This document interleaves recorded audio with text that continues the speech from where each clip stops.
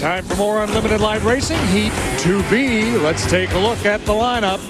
The Mako Gresham Drilling, Al Karstensen won in Heat 1B. The Roxy 94.5, Michael Flaherty, he won Heat 1A. The Hendrickson Irrigation, J. Craig Fletcher. The King and Bunny's Appliance, they were having some problems just a few minutes ago. They may not run. The Lake Trash with Mike Webster. The Zadaro Wilmot Racing Boat with the X-Man at the controls. And the G-Boat, the Bytown Motors Sweet Spot Cafe. David Warren will start 10 seconds back. That is Heat 2B. Unlimited Lights Heat 2B is presented for Seafair by Graham Trucker. Import, export, and regional domestic. Let us take a load off. And we come out. They get set to racing just about 1 minute from now. High from overhead, Chopper 7. Monologue boom boat still there. Watching the light racing. And Mike, now we've got Al Karstensen, who won the last heat, against Michael Flaherty, who won his last heat. Yeah, and both of them know that they kind of got gifts in those last heats, and they're going to have to race for it for sure this time. They slipped into it when mistakes were made by boats that were ahead of them. Now the question is, can they stay ahead on their own merit? We do have one boat dead in the water right now. Kelly Stockland is just about to climb out of the King and Bunny's Appliance boat, the UL 40. It's not going to get up and not going to run, but it's far enough off the course down here at the south end that it should not have a problem. With 30 seconds left, Chip, your thoughts? I like J. Craig Fletcher in this heat. He was leading the last heat, and then he had mechanical problems. So I think we're going to see a great race between Carlston,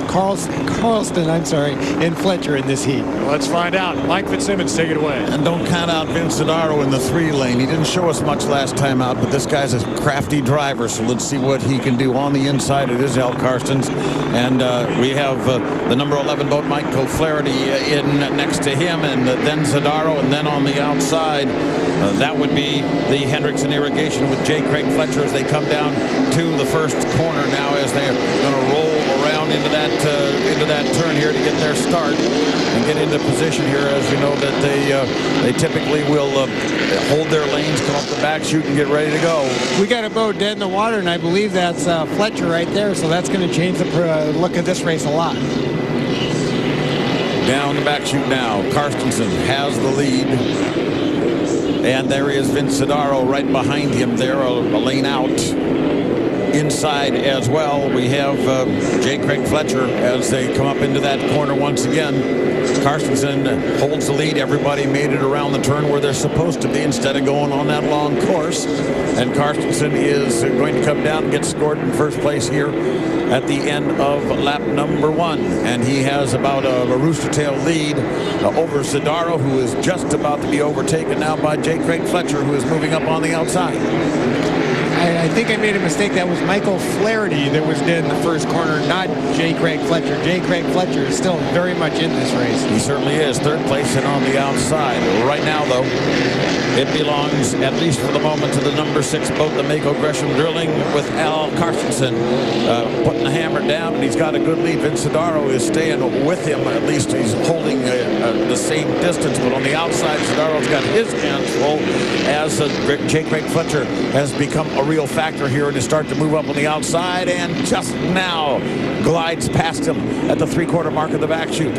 Into the turn now. In his mirrors, of course, Al Karstensen can see this, and he can also see that Fletcher is coming on with a real head of steam. It's funny how days go. Poor Kaylee Perkins, nothing will go right for her today. But on the other hand, for Karstensen, everything's just turning to gold. Well, gold, but right at the moment, he's a nervous guy, because with one more lap to go, it may be gold, but Craig Fletcher is thinking that could possibly be his fate in this heat. He's going after it pretty well. And remember, he didn't finish the first heat, so he isn't going to sit back there in second. He wants to win this. He's got a lot more boat speed, and he's driving a much larger race course at the same time, but he is reeling in Al Karstensen at this point. He's now about 3 boat lengths back, and he has got the hammer down as they go down the back chute. He's got superior boat speed. He's now about 2 boat lengths back. He's virtually in the prop wash at this point, as you see him on the outside there. The angle indicates a little more distance than there. That's a little bit better look at it. The angle is a little bit deceiving because those boats are very close. He really This is the I think I can. He desperately knows he's got to get in front of Carstensen. Yeah, with about 1,000 feet, though, that's not going to work. Carstensen, I think, has got just enough to make it happen for him. The checkered flag is out, and Al Carstensen wins one rather than slips into it. But a very close second place. It goes to J. Craig Fletcher in that Hendrickson irrigation boat. And we got a good battle from Vincent Zadaro, and also Zadaro just let go. The lake trash got by him with Mike Webster just at the finish line. That boat's called Lake Trash. It doesn't make you want to buy property there, really, does it? It's Lake Trash Apparel. Oh, okay, thank you. Yeah, it's not property. Okay, and that's a good thing. So there's your winner, at least unofficially, for Heat 2B. That's Al Carstensen, so he's got a couple of wins under his belt here today. He's looking really good, and these points are really a mess right now because there's been so many mistakes and breakdowns that some of the favorites may not be in the final. So again, another reason why everybody needs to just stay tuned throughout the day of racing, because as we know, anything can happen, Mike, at any time. Well, and one other thing that has happened, Michael Flaherty has up and running once again. And he is going to try to finish. He was down, of course, for almost a lap and a half in this contest before he got restarted. And he is going to get scored, it appears. And so he will get some points, but it looks like he'll have to slip into the B main. His points may be a little less than necessary to make it happen for a ride in the final. You actually have about 5 minutes to finish the heat. Here's the last corner, and Fletcher is desperately trying to get in front of Carstensen, but that inside lane is just worth so much. I mean, you're going, I don't know, quarter of a mile less around that corner. Well, you knew this had to happen at one point or another, Chip. After a penalty situation on Al Carstensen, the winner now has been declared J. Craig Fletcher in the Hendrickson boat. Let's go to Bill Rocky. Steve, you needed points here, and you got them. You didn't get any in the first heat. How do you feel about that? Well, we really needed to pull out Heat 2B. We were about half a lap ahead in Heat 1, and 2/3 of the way from the finish line on the last lap, we lost fire and had to thrash for a couple hours to get the boat running again, but the crew did a fantastic job, and I missed my marks on the timing of the score up, so I really had to get around and catch the field at the start, but we hit the start with 2 other boats.